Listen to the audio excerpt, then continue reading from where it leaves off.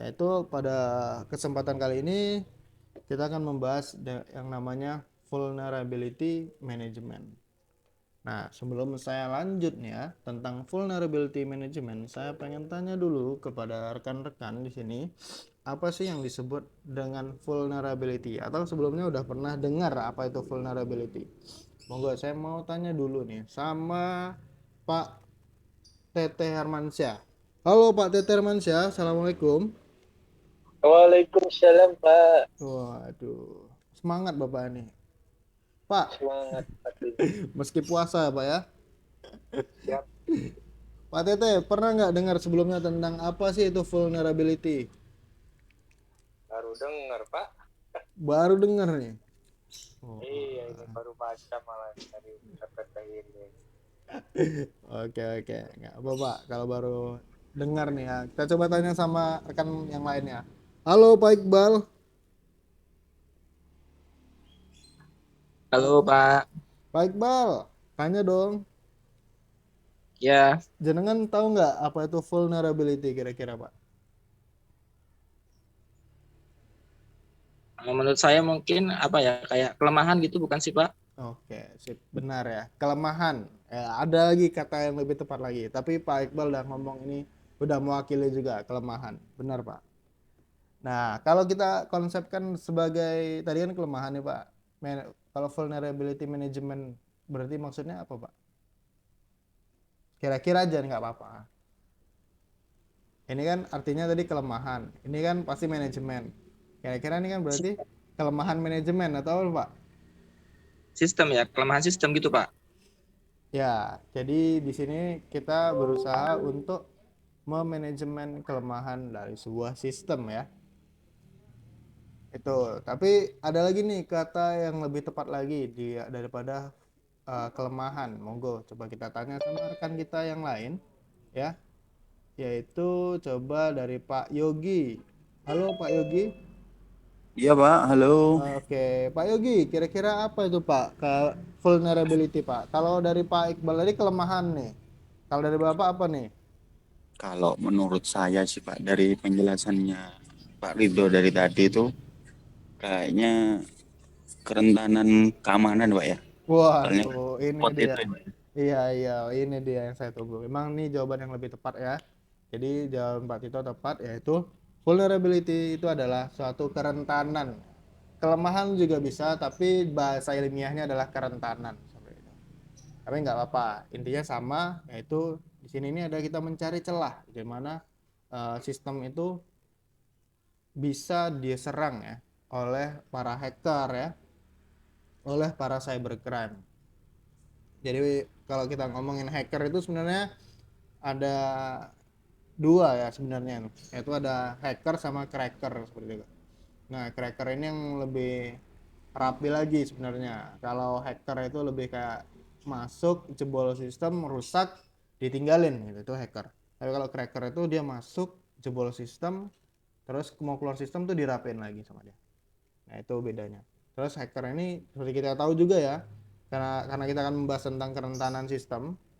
Di sini tuh kita harus tahu bahwa seorang hacker itu ada jenisnya juga ya. Hacker tuh ada dua ya, seperti yang kita tahu secara umum tuh ada black hat sama white hat gitu kan. Topi putih sama topi hitam. Nah, topi hitam ini berfungsi sebagai perusak biasanya, dan yang topi putih ini biasanya sebagai yang memberikan lah, memberitahu oh ini ada kerentanan di sistem Anda seperti ini itu.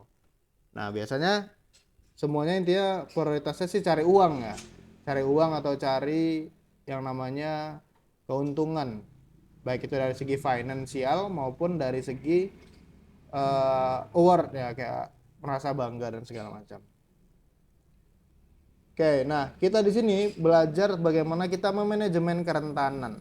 Loh, maksudnya apa sih Pak? Kok kerentanan di manajemen? Ini sama halnya dengan seperti kita ngomongin bagaimana konflik manajemen ya. Bagaimana kita memanajemen konflik. Kalau di sini kita mau bagaimana memanajemen kerentanan. Jadi namanya sebuah instansi, pasti yang namanya butuh anggaran. Apalagi seperti kita ketahui bahwa cyber security atau keamanan cyber itu cenderung dipandang sebelah mata seperti itu. Wah, masih aman kok, nggak diserang kayak gitu. Jadi ya anggaran untuk perlindungan ini pada umumnya itu ya diabaikan seperti itu. Padahal di era digital ini, cyber security ini memegang peranan yang penting. Kenapa penting keamanan cyber ini? Ya karena itu berpengaruh terhadap kepercayaan masyarakat ya. Bagaimana kita bisa menjaga kepercayaan masyarakat bahwa instansi kita ini aman gitu dari serangan-serangan cyber dan data yang kita masukkan gitu di dalam sebuah instansi itu menjadi benar-benar secure ya, benar-benar aman, jadi bisa dipertanggungjawabkan kerahasiaan data kita seperti itu. Baik, di sini kita akan mulai ya tentang vulnerability management dengan saya Ridho Suryakusuma. Pada kesempatan ini kita akan membahas ada sekitar 5 topik pembahasan. Yang pertama ada managing vulnerability, kemudian yang kedua ada open VAS ya atau open VAS. Lalu yang ketiga ada vulnerability assessment. Yang keempat ada remediation dan yang terakhir ada next post community. Nah, pada kesempatan ini kita akan membahas kelima materi ini. Dan saya kasih tahu bahwa di akhir mata kuliah ini akan ada tugas yang mana rekan-rekan nanti akan mencoba salah satu tools dari cyber security. Nanti kita akan coba next post community. Nah, ini menjadi PR jenengan ya. Jadi nanti silakan rekan-rekan coba di komputernya masing-masing menginstal Nextpost Community ini dan coba menjalankan dengan men-scan salah satu website ya. Nah, websitenya sebisa mungkin bukan ini ya, website yang ini aja, yang tidak terlalu terkenal. Anda bisa cari seperti itu. Jangan bikin di website pemerintah ya, bahaya nanti. Nggak bisa terlacak seperti itu. Nah, kita akan mulai dari yang pertama ya, managing vulnerability. Maksudnya apa sih? Nah, managing vulnerability adalah suatu proses yang bertujuan untuk mengidentifikasi, mengevaluasi, dan mengurangi risiko yang muncul dari kelemahan atau kerentanan dalam sistem, organisasi, atau individu. Dalam konteks keamanan cyber, managing vulnerability dilakukan untuk melindungi sistem dan jaringan dari serangan cyber yang memanfaatkan kelemahan dalam sistem tersebut. Nah, jadi sudah jelas di sini bahwa vulnerability ini berfungsi untuk mengidentifikasi, evaluasi, dan mengurangi resiko. Yang mana untuk kita bisa menerapkan dari managing vulnerability ini adalah ada 6 tahap di sini ya. Bisa dilihat di gambar sebelah kiri yang dimulai dari discovery ya. Yang mulai itu pertama dari discovery, kemudian ada prioritization, yang ketiga ada assessment, yang keempat reporting, yang kelima remediation, kemudian yang terakhir ada verification. Apa aja sih discovery terus prioritization ini apa aja sih gitu, pengertiannya. Nah, di sini kita bisa lihat bahwa dalam manage sebuah kerentanan itu ada 6 hal atau 6 fase ya. Yang pertama ada fase discovery yang tadi sudah saya sebutkan. Itu merupakan tahap Anda mengenal perangkat dan lingkungan sistem Anda mulai dari pusat hingga ke endpoint seperti itu. Jadi apa? Jadi maksudnya adalah ketika rekan-rekan di sini berperan sebagai seorang cyber security, bagaimana Anda mengamankan sebuah sistem, tentunya Anda harus mengetahui dulu kira-kira cakupan jaringan komputer Anda ini atau instansi tempat Anda bekerja itu sampai mana seperti itu. Servernya di mana, terus endpointnya siapa aja. Apakah jaringan itu bisa terakses melalui wifi publik atau hanya berada di suatu gedung tertentu atau ruang tertentu. Itu rekan-rekan harus mengetahuinya. Memastikan itu benar-benar paham seperti itu. Jadi misalnya rekan-rekan harus paham bahwa settingan dari jaringan Anda itu sistemnya statik atau dinamik seperti itu. Itu hal yang paling basic. Nah, kemudian kenapa Pak kita harus mengetahui statik sama sama dinamik tadi gitu. Karena kalau statik itu kan udah pasti IP-nya tidak akan berubah-ubah gitu. Sedangkan kalau yang dinamik itu biasanya berubah-ubah, dan umumnya yang dinamik itu digunakan untuk WiFi public ya. Kalau yang statik itu biasanya untuk server ataupun router dan perangkat jaringan tertentu seperti itu. Supaya apa dia ditetapkan sebagai statik? Supaya tidak dipakai oleh sembarangan perangkat seperti itu. Nah, jadi tujuan dari fase discovery ini adalah meyakinkan bahwa seorang cyber security atau IT security di suatu instansi itu benar-benar paham gitu, dengan arsitektur jaringan komputernya seperti itu. Dan terus juga memahami settingan-settingannya seperti apa. Jangan sampai seorang hacker atau orang luar itu lebih tahu struktur ataupun infrastruktur mesin atau komputer-komputer Anda, bahkan settingan-settingannya, baik itu settingan firewall maupun settingan gateway-nya. Dan sampai orang-orang eksternal yang mengetahui, Anda yang bekerja di sana malah tidak mengetahuinya. Itu merupakan suatu hal yang sangat krusial ya. Nah, oleh karena itu Anda harus benar-benar memahaminya. Jadi Anda harus memahami medan dari infrastruktur jaringan komputer Anda. Lalu yang kedua ada fase prioritas. Fase prioritas ini merupakan proses menentukan akar permasalahan atau kerentanan utama yang membuat kekacauan. Nah, jadi misalnya kita disuruh nih untuk mengecek gitu kan, apa aja sih kerentanan yang ada di infrastruktur sistem jaringan komputer kita. Nah, kita pertama kan harus mencari ininya dulu. Kita harus mengenal dulu. Di fase pertama itu udah mengenal. Terus di fase prioritas ini kita mengecek kira-kira apa saja sih yang paling berbahaya atau yang paling rentan di sistem kita. Itu yang dimaksud dengan fase prioritas. Lalu yang ketiga ada namanya fase assessment. Nah, fase assessment ini adalah penilaian yang berfungsi sebagai evaluasi atau kita mengidentifikasi dan menentukan kerentanan aset. Nah, kalau di fase kedua tadi kita mencari kerentanan utama secara general. Kalau yang ketiga ini lebih spesifik, yaitu aset mana. Maksud aset mana itu adalah perangkat mana yang kira-kira menjadi kerentanan utama di dalam sistem kita. Itu yang dimaksud dengan fase assessment. Lalu yang keempat ada fase reporting. Fase reporting ini merupakan proses penyusunan laporan yang membuat atau yang memuat analisis sistem, perencanaan perbaikan kerentanan, terus ada target penyelesaian, evaluasi, dan pemeriksaan secara berkala. Nah, apa fungsi dari fase reporting ini? Fase reporting ini adalah untuk mendokumentasikan setiap kinerja kita di perusahaan maupun kita sebagai cyber security.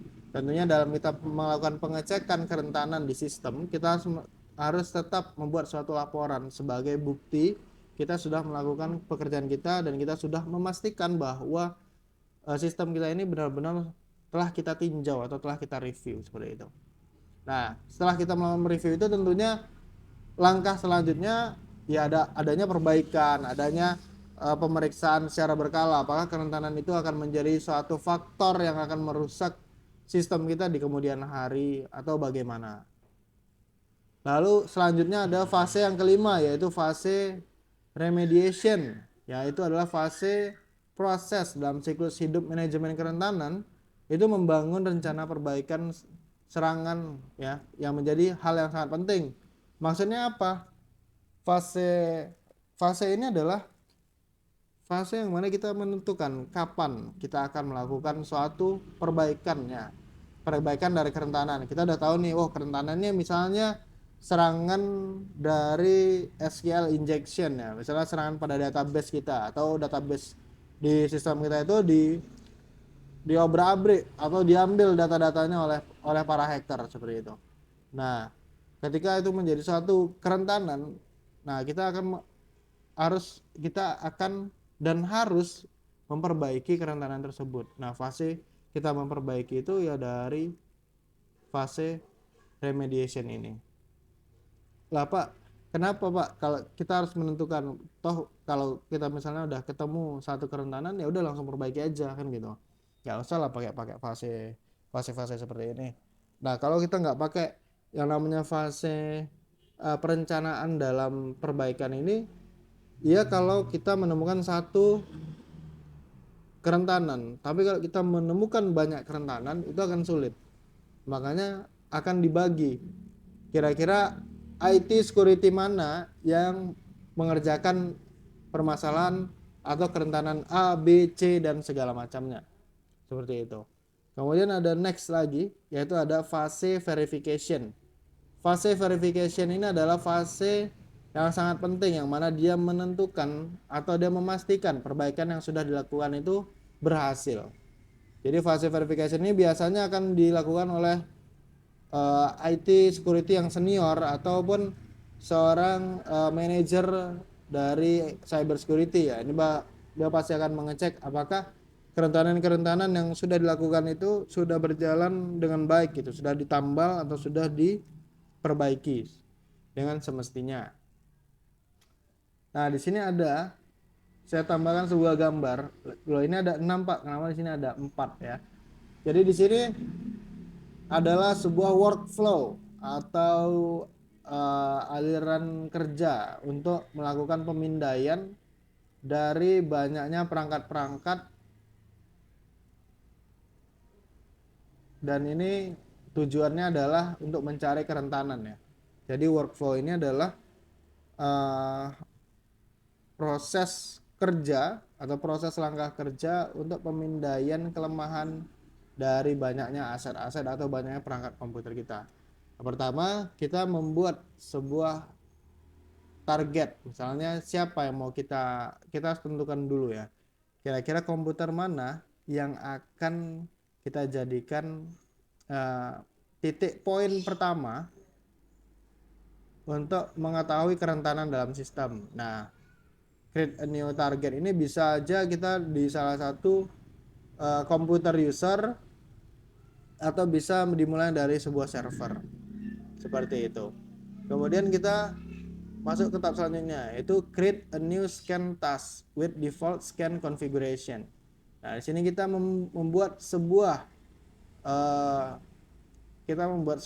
ini ya, tugas ya, sebuah kayak daftar list pemindaian gitu. Terus kita juga mengatur requirement kita sebelum melakukan scan terhadap sebuah target atau sebuah device seperti itu. Kita membuat suatu SOP-nya ya, lebih ke SOP-nya, dan membuat kalau saya sering bilangnya ini sih blueprint ya. Kita bikin suatu konsep atau pola, atau bisa dibilang kayak rumus lah, formulanya gitu, sebelum kita melakukan sebuah pemindaian perangkat keras seperti itu. Kemudian kita yang ketiga memulai pemindaian, lalu yang terakhir kita melihat bagaimana progres dari pemindaiannya, apakah itu berhasil ataupun tidak. Kalau misalnya nggak berhasil ya kita akan kembali lagi untuk memastikan target kita sudah benar. Kemudian port list kita atau daftar port yang akan kita cek itu udah tersedia seperti itu. Nah, kira-kira dari penjelasan saya ini ada nggak yang ingin ditanyakan terlebih dahulu? Monggo, saya coba tanya sama Pak Iqbal. Pak Iqbal, kira-kira sudah dapat gambaran nggak Pak Iqbal tentang apa itu vulnerability management tadi, Pak?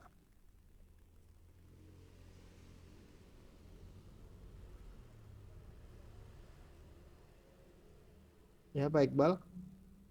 Ya, Pak. Gimana, Pak? Udah paham nggak kira-kira apa itu managing vulnerability? Atau ada yang mau ditanyakan, Pak? Atau ada yang belum paham, Pak? Saya jelaskan ulang, Pak.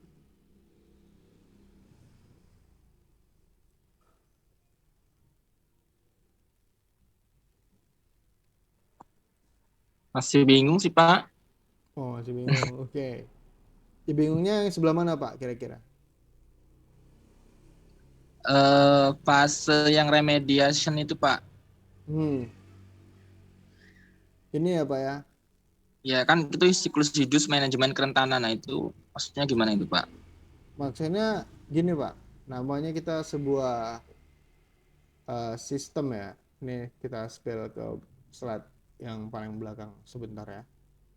Jadi maksud siklus hidup itu seperti ini Pak. Oops.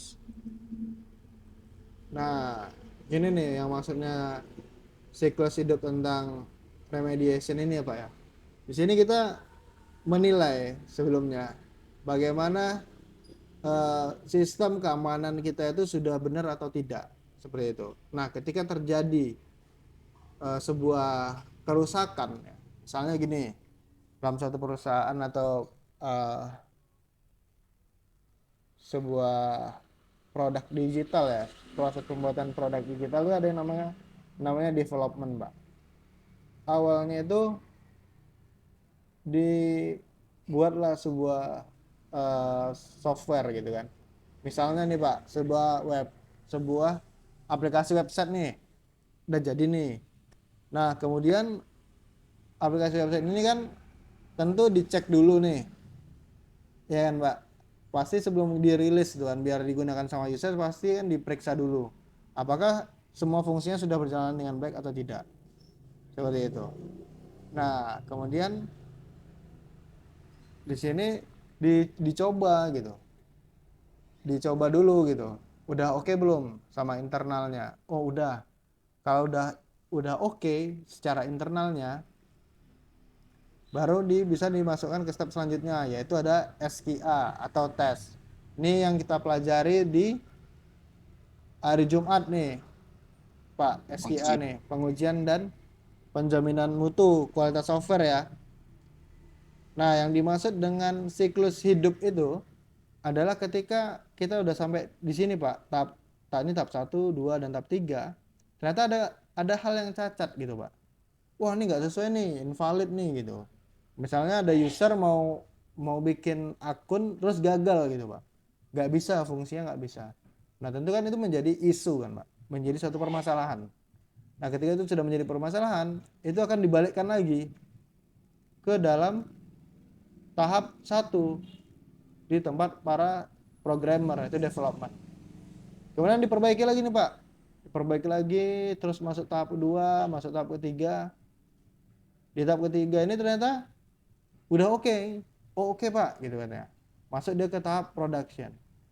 Nah, di tahap production ini ternyata masih ada lagi misalnya itu kerusakannya gitu, user menemukan ada cacat seperti itu.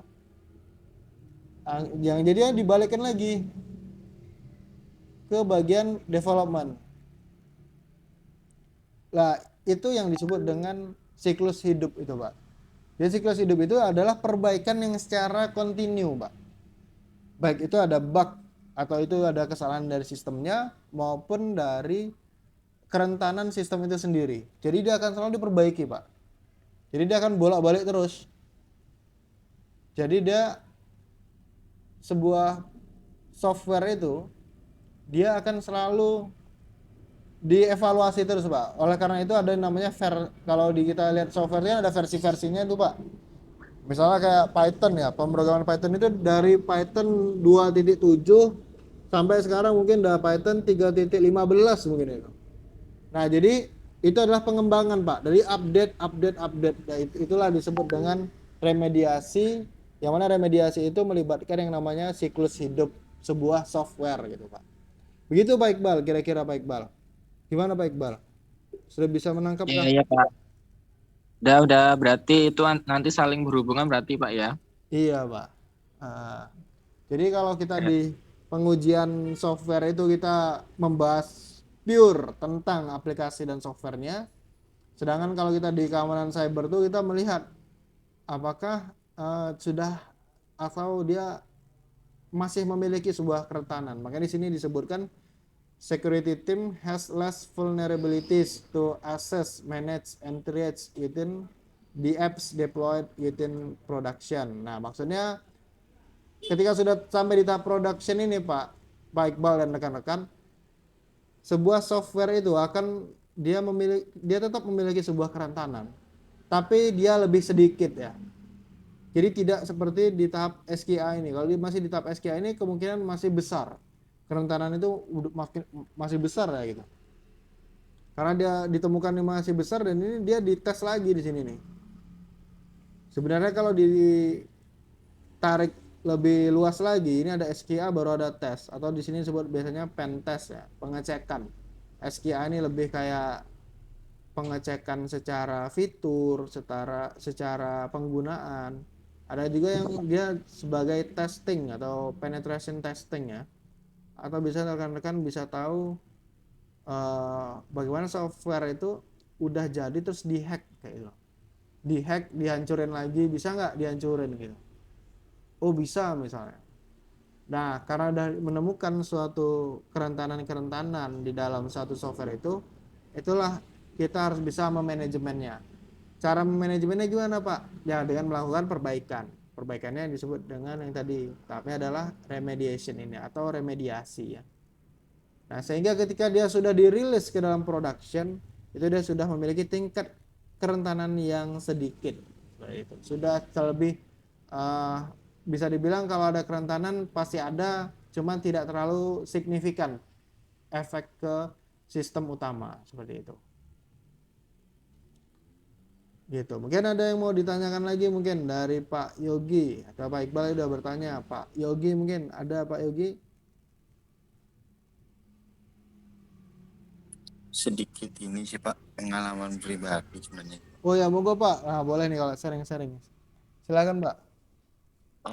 Jadi pas tahun kemarin itu saya mengalami website yang kena ini Pak, apa namanya, scamming itu Pak. Oh iya, terus kira Pak? Iya. Jadi websitenya instansi saya itu kena scamming, itu disebabkan saya nyari-nyari itu sampai dibantu sama ini juga sih Pak, cybercrime. Gimana Pak? Gue dicari, ternyata penyebabnya malah di antivirus Bapak. Malah di antivirus Pak? Wih, Iya. gimana ceritanya tuh? Kok bisa maksudnya hipotesisnya ke antivirus gitu akhirnya gimana? Iya, jadi kita kan ini web adminnya itu kan Pak. Hmm, Web adminnya itu yang diserang terus Pak. Pada ya. saat kita upload, ternyata yang terupload itu lebih banyak daripada yang kita upload. Tunggu. Pada saat Apa yang kita upload? itu lebih banyak. Semua kita ngirim berita itu satu Ah, postingan. G. Nah, yang terupload di webnya itu ada 5 atau 6. Jadi 7 postingan yang asli. Sama yang asli itu Pak. Oh, maksudnya Dalam, digandakan jadi ada. iya, diganda-gandakan terus Pak. Oh, alah. Terus gimana Pak? Ya itu dicek, saya dibantu sama cybercrime dari Wimet itu, dari Polri juga. Hmm. Terus cek itu ternyata penyebabnya antara antivirus Pak. Jadi penggunaan antivirus yang abal-abal atau kadang kan yang tercrack itu menyebabkan web itu jadi skimming Pak. Oh iya ya, saya tahu, saya ngerti. Oke, Iya, oke. seperti itu. Jadi mungkin kalau semua teman-teman ada yang jadi IT support nanti untuk tidak abal-abal itu Pak. Oh iya. Tapi gini Pak, kalau kita mau meninjau Pak ya, Pak Yogi ya.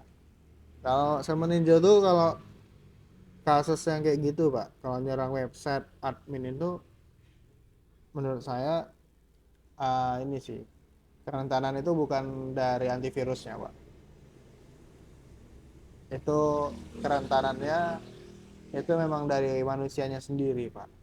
Karena untuk Excalibur kalau misalnya Pak ya website itu digunakan untuk bisnis ya Pak ya, untuk bisnis baik itu bisnis dengan tujuan misalnya uang atau misalnya cari Google AdSense ataupun itu adalah portal berita, sebisa mungkin itu kalau yang mau terhubung ke website admin itu benar-benar gimana ya, kalau bisa tuh pakainya Linux sih Pak ya. Jangan pakai ini, jangan pakai Windows lah gitu, aksesnya gitu Pak. Kalau misalnya adminnya, oh Pak, adminnya saya nggak punya Pak, saya cuma pakai Windows misal gitu kan. Saya cuma punya OS Windows gitu. Itu bisa di ini Pak, maksudnya itu bisa diinvestasikan itu sebuah komputer server yang sistem operasinya Linux Pak. Jadi modalnya di RAM Pak, seperti itu Pak.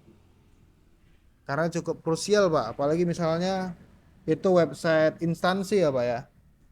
Website instansi kan bahaya sekali Pak. Itu untung aja mungkin masih tadi namanya apa Pak? Spamming apa? Gaming, Pak. Scamming ya. Nah, untungnya bukan divestment Pak. Kalau investment itu gimana, Pak? Divestment tuh yang kayak sering terjadi loh Pak di website-website Polri biasa atau website-website DPR gitu. Yang halaman depannya langsung keganti gitu loh Pak. Oh iya, enggak, Pak, enggak sampai Ah, segitu. itu kan kalau itu kan memang kerjaan ini ya Pak, itu tim biasanya Pak Yogi. Kalau nggak ada Pak yang namanya orang melakukan divestment itu nggak, kalau sekelas instansi ya, entah itu DPR, entah itu polisi, website polisi ya, itu nggak mungkin satu orang kerjanya, itu pasti anggota itu semuanya. Maksudnya sebuah tim gitu loh Pak. Iya, itu ngehacknya niat kalau itu, Pak. Ya itu net banget itu. Tapi itu bukan Iya, cari uang sebenarnya Pak. Kalau itu lebih cari kayak apa ya? Nilai lah dia mungkin dia merasa ya instansi itu menurut dia ya Pak ya, menurut dia itu mungkin kerjanya gimana gitu, jadi dia menunjukkan cari eksistensi lah seperti itu Pak. Itu iya, biasanya seperti itu. Tapi terus bisa mungkin dari kita belajar dari pengalaman Pak Yogi ini ya tentang scamming tadi, ya kalau memang difungsikan sebagai admin itu memang krusial sih Pak. Kalau bisa tuh pakai, ini cuman saran saya saja Pak ya, belilah investasikan antivirus yang ini Pak, yang pro lah gitu. Kalau ya pakai, maksudnya yang berbayar gitu Pak. Karena yang berbayar itu ini kok Pak, kadang tuh saya pernah dapat paket itu promo tuh sekitar 200.000 tuh untuk 2 tahun gitu. Sekarang ada 400.000 untuk 2 sampai 3 tahun seperti itu Pak. Apalagi kalau kita kerjanya memang full online ya Pak ya, full online ngatur sistem apalagi sebagai administrator, menurut saya ya kantor maupun instansi mestinya menganggarkan seperti itu Pak. Karena menurut saya pasti bisa seperti itu Pak. Apalagi untuk instansi itu mungkin bisa dapat harga yang lebih murah gitu Pak. iya, Pak, bener. Kalau di Jogja itu, saya kemarin live di Instagram itu, kalau di Jogja itu Pak ada yang namanya kantor sendiri itu McAfee Pak. Saya ngomong ini bukan endorse juga ya Pak ya. Saya nggak di Iya, Pak, endorse ya. juga, cuman kadang kan yang menjadikan kenapa sih instansi itu nggak mau atau belum menginvestasikan keamanan sistemnya ke antivirus yang berbayar, kemungkinan ya karena penyedia antivirus itu kebanyakan kan online gitu loh Pak, online, dan itu bahasa Inggris seperti itu kan, jadi pada Bener. nggak usah deh gitu. Tapi kemarin saya lihat tuh kalau di Jogja itu ada Pak gitu, salah satu antivirus itu dia punya kantor sendiri gitu. Jadi kan kalau punya punya kantor sendiri itu kan kita lebih enak gitu, bisa negonya gitu kan, kita bisa minta tolong gitu kan. Nah itu lebih lebih secure-nya lah, lebih aman ya Pak ya. Iya, Pak. Oke kita Iya, eh, next ya. jadi itu Gimana? Gimana Pak? apa namanya? Yang di instansi saya itu kan webnya itu kan web ini, Pak, Tribrata News itu, Pak, Hmm. tentang apa berita kegiatan kepolisian. Oh iya Jadi Pak. antara usernya itu kan admin-admin instansi sendiri sih, Pak. Iya. Nah, di situ kekurangannya yaitu dari SDM-nya sendiri juga sih kurang begitu ahli yang untuk operator-operatornya itu, Pak. Oh Kebanyakan iya. seperti itu. Iya. Jadi ya sebagai pelajaran untuk teman-teman juga, cuma memang nanti suatu saat butuh ya lebih baik pakai antivirus yang berbayar seperti Make gitu, Pak. Iya. Tapi kalau melihat ini ya Pak ya, oke lah Pak. Misalnya gini ya Pak, kalau kita ngomongin apa yang namanya pencegahan ya Pak Yogi ya. Iya Pak. Kalau kita ngomong pencegahan itu it's okay Pak, ibaratnya obatnya apa kan gitu kan Pak. Kalau misalnya ada suatu penyakit kan obatnya apa buat sembuh gitu kan, oke lah tadi antivirus, tapi buat pencegahan selanjutnya dengan yang apa yang Bapak sampaikan tadi, bagaimana kondisi di tempat Anda bekerja, ya saran saya juga penting yang namanya pelatihan tentang cyber security seperti itu Pak. Jadi admin-admin ataupun rekan-rekan yang bukan bekerja di bidang bidang itu, jadi sama-sama aware gitu Pak. Karena sejatinya ya Pak Yogi ya dan rekan-rekan, sejatinya sistem yang dibangun dengan sistem keamanan yang secara default ya, secara bawahan itu sebenarnya sudah aman Pak. Yang bikin nggak aman itu adalah manusianya sendiri Pak. Banyak sekali yang namanya terjadi keteledoran ya. Teledor lah gitu Pak. Maksudnya terlalu menyepelekan. Wah, ini udah pakai antivirus ini udah aman lah, kayak mengirit suatu cost misalnya atau mengirit suatu anggaran dan segala macam. Jadinya malah berdampak seperti itu Pak. Apalagi yang jadi incaran ya Pak ya. Incaran seorang hacker itu ya website-website instansi Pak. Kayak kalau kepolisian itu misalnya biasanya kalau ada yang orang demo terus kecewa, itu biasanya biasanya tuh Pak. Itu nanti ada. Iya. Nah, kalau misalnya kalau beda Pak sama bank. Kalau bank itu 24/7 itu diserang terus Pak. Karena kan uang gitu Pak. Orang butuh uang gitu kan. Jadi emang dia nyerang terus itu. Makanya Pak kalau IT yang IT security di bank itu Pak, itu kerjanya udah 24/7 Pak. Jadi akan masuk terus Pak, tiap hari nggak ada liburnya. Itu karena jaga sistem terus. Gitu Pak. Ini ngomong-ngomong Pak Yogi ini apa ya? Kerja sebagai ini Pak, profesinya polisi ya? Bukan Pak, saya sebagai sipilnya aja sih Pak. Ya, yang bener lah Pak, nggak apa-apa Pak. Bener Pak, Oke. Gini Pak, kalau saya masih tuh, sipil Pak. ya saya tuh tertarik gini Pak. Kalau memang jenengan, ya saya nggak tahu ya. Kalau jenengan memang kerja sebagai polisi tuh ada sebenarnya Pak. Kalau jenengan mau, nanti bisa jadi skripsi jenengan itu. Tapi saya nggak tahu ya Pak ya, di tempat jenengan tuh ada atau enggak ya. Karena ada sebuah alat Pak, sebuah alat itu alatnya itu yang bisa make itu cuman polisi doang. Nah, alat tersebut itu udah terkonversi, udah punya ada softwarenya sendiri Pak. Nama softwarenya itu fungsinya itu untuk mengambil semua data atau informasi yang ada di handphone gitu.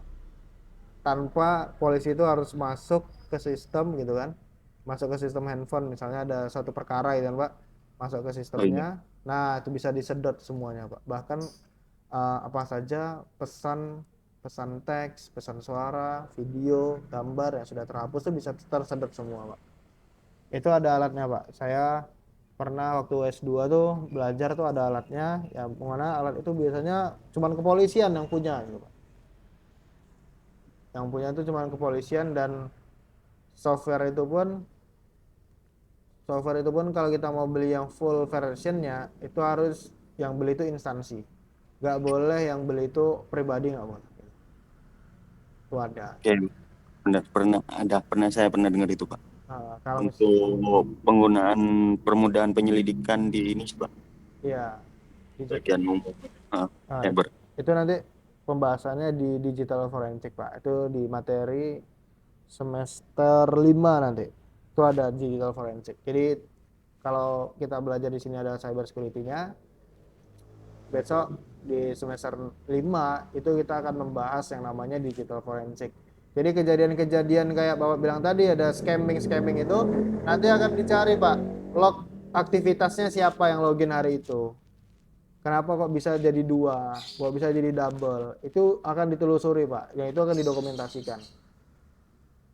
Nah, saya tadi menawarkan ada insight dari saya bahwa jika jenengan mau jadi ngambil topik skripsi, yang pertama bisa dari alat kepolisian itu, atau yang kedua itu kalau dari saya tuh Anda bikin ini, Anda mencari standar bagaimana bukti digital ya Pak ya, bukti digital kejahatan cyber itu bisa dikasuskan gitu Pak, dijadikan tindak hukum pidana ya Pak ya, biasanya hukum pidana ya, bisa ada tindak pidananya seperti itu. Ya, tindak pidana kejahatannya tuh. Itu Pak, wah itu cocok Pak, itu jadi skripsi bagus banget itu ya, itu tawaran Sebenarnya saya. ini Gimana kan Pak? di lantas Pak.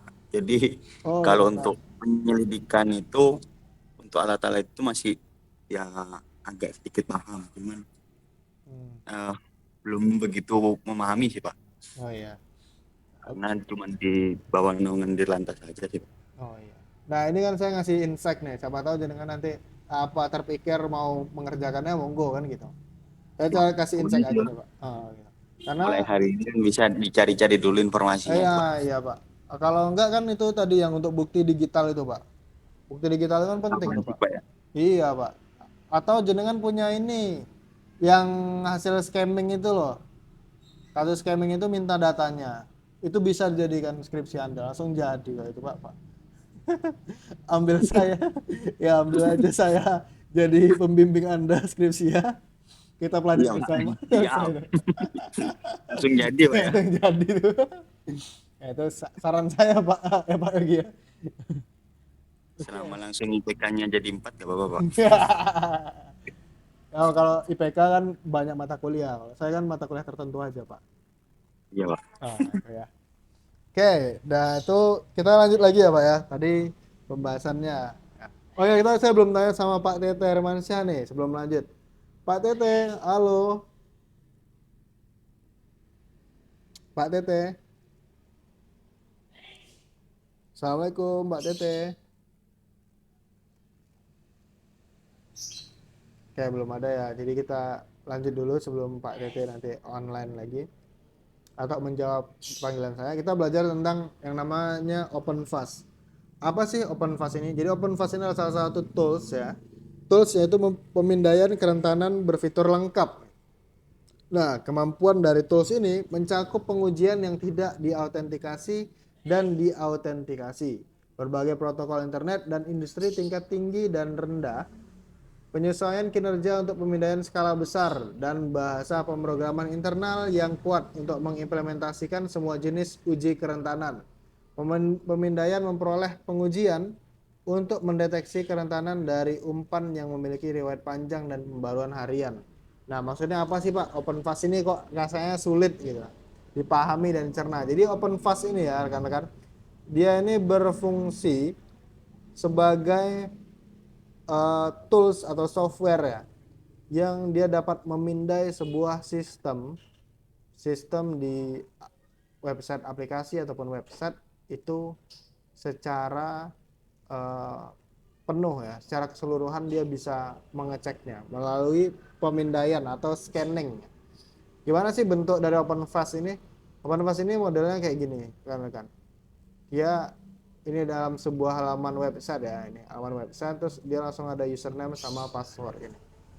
Nah, atau dia sering juga disebut dengan Greenbound Security Assistant, tulang hijau. Nah, dia itu berfungsi untuk mengecek kerentanan dari suatu sistem. Nah, nanti akan saya tunjukkan gimana sih hasil dari scanningnya si OpenFast ini. Nah, ini ada cara kerja dari bagaimana OpenFast itu bekerja. Dia itu tujuannya adalah atau targetnya adalah alamat IP dan rentang alamat IP atau nama host. Nah, inilah yang dijadikan target pemindaiannya.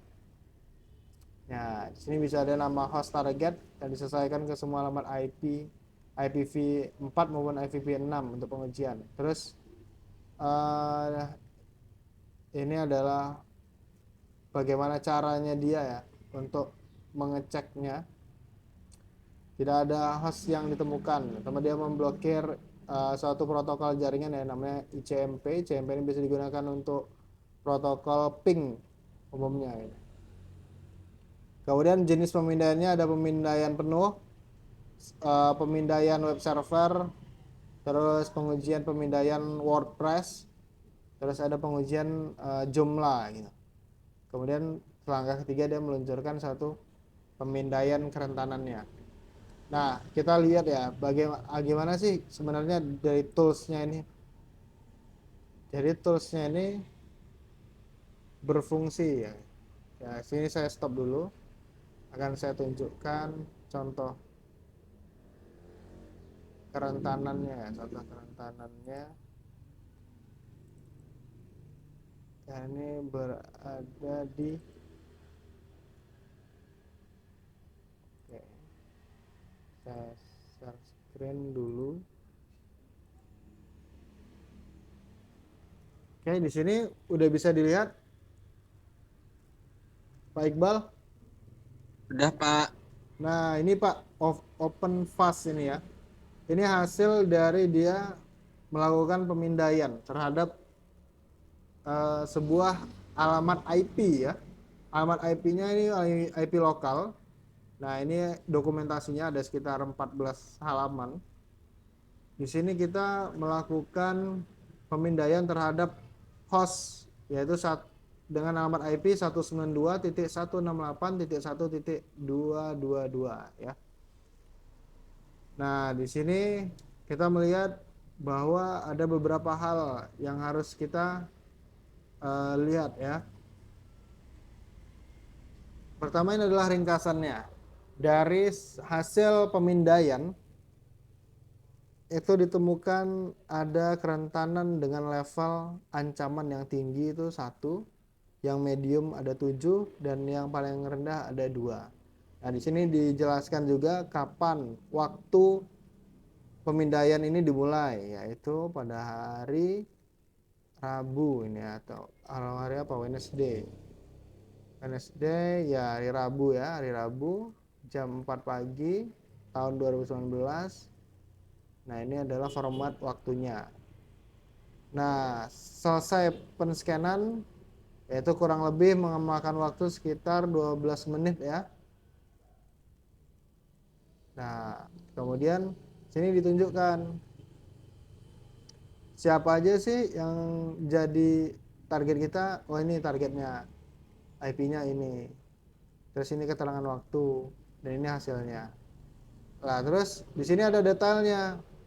Severity ini ancaman, ada ancaman tinggi, ini sedang, dan akhirnya adalah yang paling rendah. Di sini ditunjukkan bahwa yang paling riskan kerentanannya ada di webmin ya, webmin ya. Nah, ini ada keterangannya RCE vulnerability seperti itu. Kalau di bagian medium ada juga nih WordPress, NextGen Gallery plugin. Oh, ini plugin dari NextGen yang mana ini adalah pluginnya si WordPress. Nah, ini ada ditemukan versinya ya, versinya 2.1.57. Ini menjadi sebuah kerentanan seperti itu. Kemudian yang lain sebagiannya seperti itu. Ini adalah kerentanan-kerentanan yang ditemukan oleh tools yang namanya OpenFast. Seperti itu. Kemudian ini ada detail-detailnya. Nah, ini ada portnya. Nah, port yang dia gunakan ada apa aja? Port 12321. Ini port yang ke-12.000 ya. Kemudian ada port 443, ada port 80 gitu. Nah, port mana yang paling berbahaya atau jadi rentan adalah port 12321 ini. Ini mau menduduki tingkat paling tinggi kerentanannya. Nah, sehingga apa yang harus dilakukan nih kalau port yang ini menjadi suatu port yang memiliki kerentanan tertinggi? Nah, kita tentunya harus menjaga port ini dengan memasukkan perintah khusus ya. Bisa kalau di server itu bisa dimasukkan bahwa port-port ini diblokir atau ditutup supaya tidak menjadi suatu kerentanan yang tinggi. Seperti itu. Kalau port 443 ini dia sedang, apakah ini menjadi prioritas untuk ditutup atau diawasi? Ya, mungkin ini cukup diawasi aja port 443 ini. Kenapa? Karena port 443 ini biasa digunakan untuk akses ke internet juga.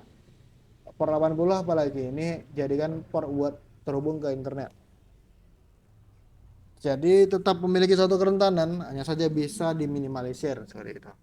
Apa yang menjadi utama itu seperti yang memiliki ancaman tinggi seperti ini ya, high ini sepertinya. Jadi ini harus uh, diberikan perhatian lebih. Kemudian selanjutnya ada ini detailnya ya, security issue atau permasalahan keamanan dari host dengan IP sekian. Nah, ini bisa dilihat apa aja detail-detailnya seperti itu.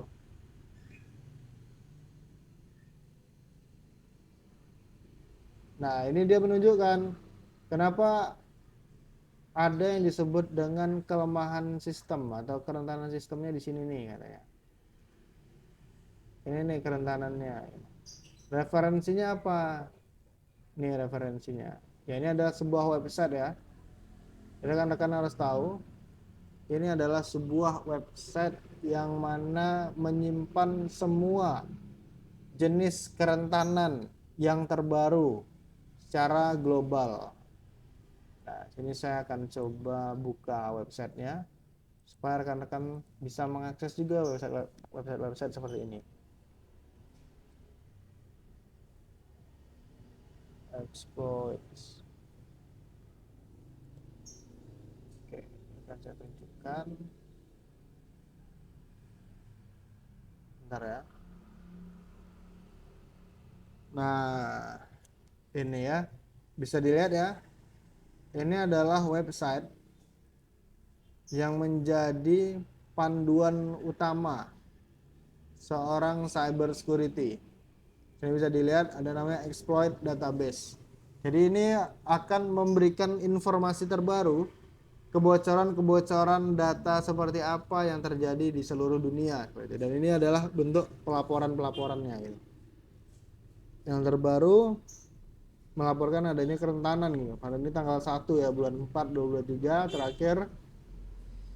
Judulnya adalah serangan XSS ya, cross site scripting. Nah, di mana tipenya apa? Web application, platformnya adalah ASPX. Terus siapakah yang mengirimkan kerentanan ini? Yaitu autornya ini, Rob dan CTRL Group. Nah, kita bisa lihat gitu, apa sih kerentanannya gitu, kok jadi XSS. Nah, ini bisa kita lihat juga nih detailnya. Nah, ini yang terlihat ini. Bisa dilihat exploit ini adalah judul exploitnya apa, yaitu serangannya adalah XSS. Kemudian kapan waktu serangannya. Nah, serangannya diketahui nih bahwa terjadi nih tahun 2022 bulan 9 kemarin nih, baru terungkap itu hari ini. Nah, bisa dilihat juga ini siapa penulisnya, kemudian siapa jadi vendornya, terus versionnya apa, kemudian bagaimana pengujiannya. Di sini ada Windows dengan semua versi diuji. Kode kerentanannya ini CFE ini apa? Common Vulnerability Exposure. Jadi yang menjadi poin utama atau highlight dari kerentanan itu, yaitu kodenya ini. Makanya dijelaskan di sini. Nah, stored cross-site scripting vulnerability within DLC smart floor software. Nah, ini adalah software si LC ini ya, memiliki suatu kerentanan. Nah, di sini disebutkan kerentanan ini meminta autentifikasi, mensyaratkan sebuah autentikasi, meminta sebuah autentifikasi yang mana katanya ketika udah dijalankan meminta autentifikasi ini, ternyata dia malah mendownload suatu file ya. Dia malah mendownload suatu file yang mencurigakan di sini. Nah, jadi setiap user yang mengunjungi portal atau mengunjungi websitenya atau mengakses si software ini ya, sebuah software website atau aplikasi website, itu malah mendownload suatu file gitu. Nah itu jelas ya kalau kita mengakses sebuah website di halaman website, misalnya kayak saya kembali nih ke bagian depan nih, saya klik kayak gini, ternyata ada yang saya download gitu. Nah itu rekan-rekan harus curiga bahwa file yang di download itu adalah file malware umumnya, seperti itu. Nah ini adalah salah satu bentuk pemindaian yang dilakukan dari seluruh dunia. Jadi rekan-rekan bisa lihat contohnya apa kayak gitu. Nah, bedanya sama OpenVAS tadi apa? Kalau OpenVAS ini dia lebih khusus ya. Dia menargetkan sebuah jaringan internal. Kalau bedanya sama yang ini apa? Kalau yang ini secara global. Secara global kita bisa belajar bagaimana bisa kerentanan ini menyerang sebuah sistem. Sehingga kita bisa melakukan tindakan preventif sebelum serangan itu atau serangan serupa terjadi di sistem kita. Seperti itu. Nah inilah salah satunya OpenVAS adalah suatu tools yang umumnya ini digunakan di Linux ya ini. Jadi di Windows nanti ada lagi. Jadi OpenVAS ini tools yang sangat berguna gitu. Jadi kalau rekan-rekan nanti mau bikin skripsi juga tentang cyber security, menggunakan tools OpenVAS ini sangat saya anjurkan seperti itu. Nah, karena dia memuat informasi-informasinya apa saja. Selain OpenVAS, ada nggak kira-kira apa? Ada ya. Ada. Dia namanya ada gini. Tapi ini saya belum. Ini coba bisa dicek. Namanya ada NetSparker. Ini sama juga. Dia melakukan pemindaian. Di sini ada penjelasannya dan hasil secara keseluruhan pengecekan ini adalah kritikal ya. Jadi sangat berbahaya, jadi harus segera diperbaiki. Nah, ini bisa dilihat explanation-nya, penjelasannya. Terdapat 78 kerentanan dengan 25 kerentanan sudah dikonfirmasi. Satu kritikal, satu sangat berbahaya. Nah, ini harus segera diperbaiki. Kemudian yang tinggi ada 14. Yang medium ada 12. Kemudian yang rendah ada 41. Seperti itu. Kemudian di sini dijelaskan juga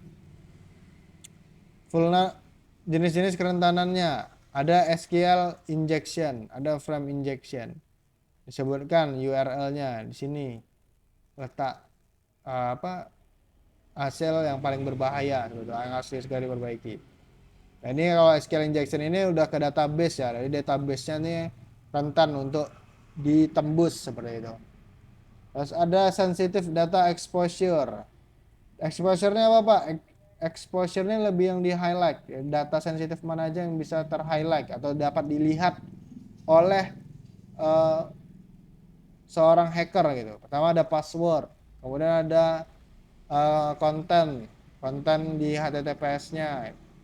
Dan lain sebagainya. Nah ini adalah salah satu contohnya. Kita kembali lagi coba ke OpenVAS ya. OpenVAS ini kita coba di bagian akhirnya apa. Oke, sama ya. Kalau bagian akhirnya, nah ini kalau rekan-rekan tahu digital marketing ini ada CEO nih. CEO-nya ini bermasalah juga nih. Tapi tingkat kerentanannya rendah gitu. Jadi maksudnya kenapa ini dimasukkan sebagai tingkat kerentanan yang rendah CEO-nya ya, karena CEO ini kan sebagai plugin atau ada pihak ketiga yang ikut mengontrol website kita itu. Makanya termasuk sebagai kerentanan juga gitu. Karena memungkinkan ya untuk diretas oleh atau berpotensi gitu untuk diretas seperti itu. Oke, itu sedikit tentang OpenVAS ya. Nanti akan saya update lagi OpenVAS itu pengertiannya apa, jadi rekan-rekan bisa lebih mudah mengertinya. Nah, ini ada cara kerjanya tadi tentang OpenVAS. Nah, kita bahas lagi tentang vulnerability assessment ya. Jadi bagaimana kita menilai suatu kerentanan adalah dengan mengidentifikasi atau mencari penemuan dan mengukur kerentanan keamanan pemindaian di lingkungan tertentu. Ini adalah penilaian yang komprehensif dari sisi keamanan informasi. Lebih lanjut, ini mengidentifikasi potensi kelemahan dan memberikan tindakan mitigasi yang tepat untuk menghilangkan kelemahan tersebut atau mengurangi di bawah tingkat risiko. Nah, atau remediasi ini disebut dengan mitigasi juga ya. Jadi tindakan atau upaya-upaya apa saja pencegahan agar kerentanan yang kita temukan itu bisa teratasi. Nah, di sini bisa dilihat apa aja sih yang berada di lingkaran atau di circle-nya si penilaian ke suatu kerentanan. Yang mana ada network discovery. Network discovery ini adalah kita bagaimana mengenal sistem jaringan kita. Kemudian ada pemindaian kerentanan. Lalu di sini ada ini dulu ya, upaya untuk pencegahan, remediasi atau mitigasi. Lalu terakhir adalah analisis hasil. Analisis hasil yang kita peroleh dari penilaian atau evaluasi kerentanan sistem kita. Lalu selanjutnya ada remediasi. Nah, remediasi ini yang seperti apa? Yang seperti saya jelaskan tadi adalah upaya pencegahan. Jadi sebelum software yang dihasilkan oleh dari development ini dirilis ke user, itu harus melewati berbagai ujian dulu ya, atau pengujian. Ada di commit, ada di SQA, atau ada di tesnya pengujian di sini. Fungsinya adalah agar ketika dirilis di bagian produksi ini kerentanannya tidak terlalu kelihatan seperti itu atau sudah diminimalisir.